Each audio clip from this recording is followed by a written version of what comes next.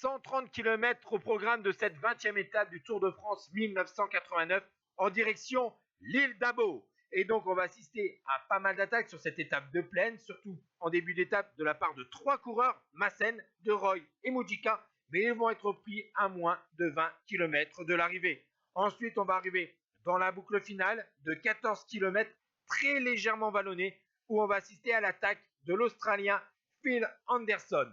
Mais l'Australien va être pris à 6 km de l'arrivée. Cependant, on va assister encore à des attaques, mais cette fois-ci encore de coureurs individuels, d'un seul coureur à chaque fois. Tout d'abord, un homme va sortir avant le dernier kilomètre, mais derrière, l'équipe Paternina contrôle pour son sprinter néerlandais, Mathieu Hermans, l'homme de tête, va être pris dans le dernier kilomètre.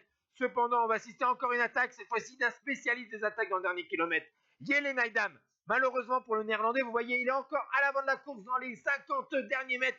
Mais attention, à gauche de votre écran, un coureur va revenir, un sprinter italien de 23 ans d'information Château d'Ax, Giovanni Fidanza, qui va sauter sur la ligne. Jelle Naidam, troisième de l'étape, Sean Kelly s'assure un 4e maillot vert. Et bien sûr, Laurent Fignon est toujours en jaune. Ciao tout le monde.